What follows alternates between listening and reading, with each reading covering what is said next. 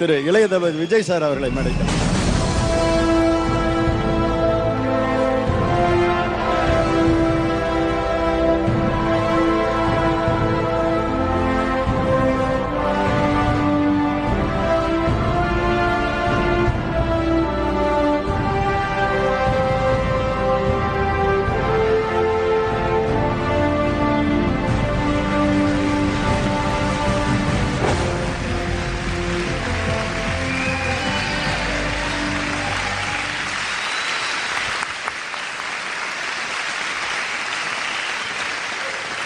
Hello Vijay sir, எப்படி இருக்கீங்க sir? நல்லா இருக்கேன் சார். உங்கள் பிஸியான ஷெடியூலில் ஷூட்டிங் வந்து போஸ்ட்போன் பண்ணிவிட்டு நீங்கள் டைரக்டர்ஸ் யூனியன் ஃபங்க்ஷனுக்காக நீங்கள் வந்தது வந்து ரொம்ப பெருமையாக இருக்குது, ரொம்ப சந்தோஷமாக இருக்குது சார். அண்டு உங்ககிட்ட நிறைய விஷயங்கள் சார்கிட்டையும் உங்ககிட்டையும் கேட்கணும் சார். இந்த முதல் பட வாய்ப்பு உங்களுக்கு எப்படி கிடைச்சிது சார்? நாளைய தீர்ப்பு. ஸோ அந்த எக்ஸ்பீரியன்ஸ் பற்றி கொஞ்சம் சொல்ல முடியுமா சார்?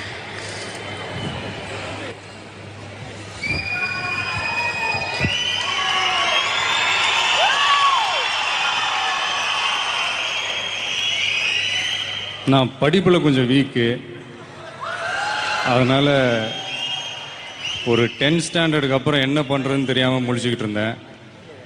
கொஞ்சம் கொஞ்சமாக இன்ட்ரெஸ்ட் வந்து சினிமா மேலே வந்துச்சு. ஸோ அப்பா கிட்ட சொல்லி ஒரு பெரிய போராட்டமே நடந்துச்சு வீட்டில். அதுக்கப்புறம்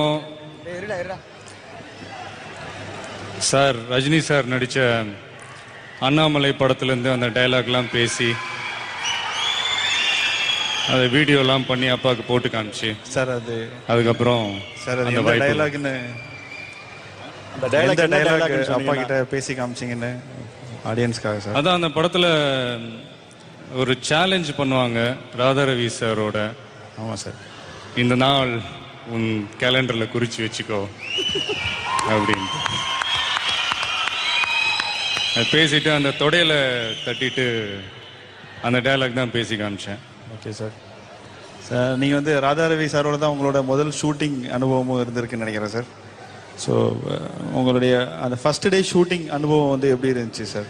முதல் நாள் ஏன்னா அப்பாவை பற்றி நாங்கள் வந்து அசிஸ்டன்ட் டைரக்டராக சார்கிட்ட ஒர்க் பண்ணும்போது ஷெடியூல் போடும்போதே கோ டைரக்டரை கரெக்ட் பண்ணி முதல் நாள் ஈஸியான சீன்லாம் போடுங்க, ஏன்னா முதல் நாளே அடி வாங்க முடியாது, முதல்ல ஒரு திட்டு வாங்கிட்டு அப்புறம் 2-3 சேசிங்க, அதுக்கப்புறமா அடி வாங்குறது கரெக்டாக இருக்கும்னு சொல்லுவோம்.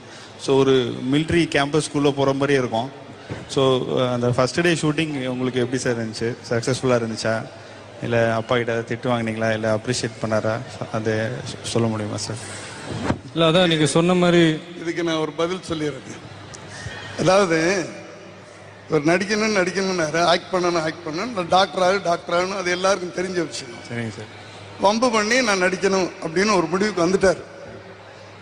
சரி, வேற வழி இல்லை, மிஸ்ஸஸ்ன்னு சொல்லிட்டாங்க.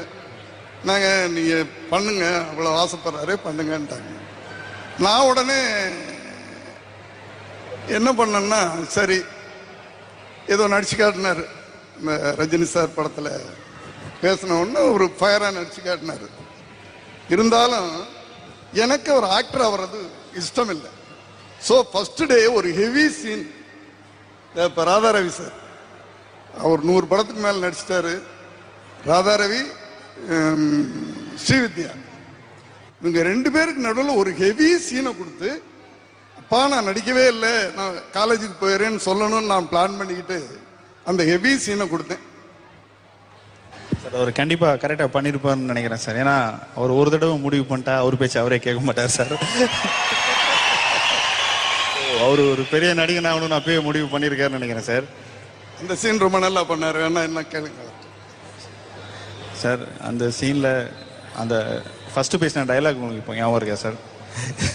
இல்லை இல்லை, அது ராதாரவி சார் வந்து அம்மாவை அடிச்சுக்கிட்டு இருக்கணும். Okay sir. இவர் ஸ்கூல்ல இருந்து வருவார், ராதாரவி கையை பிடிச்சி 5 வயசா இருக்கும்போது எங்கள் அம்மா அடிச்ச பார்த்து அழுதுகிட்டு இருந்தேன், 10 வயசா இருக்கும்போது எங்கள் அம்மா அடிச்ச பார்த்து துடிச்சுக்கிட்டு இருந்தேன், இப்போ வயசு 18, அம்மா மேலே கைப்பட்டுச்சு அடுத்த அடி. இதுதான் டைலாக். அதை வந்து ஒரே டேக்கில் பண்ணார். அன்னைக்கு தான் நான் வீட்டில் போய் சொன்னேன்.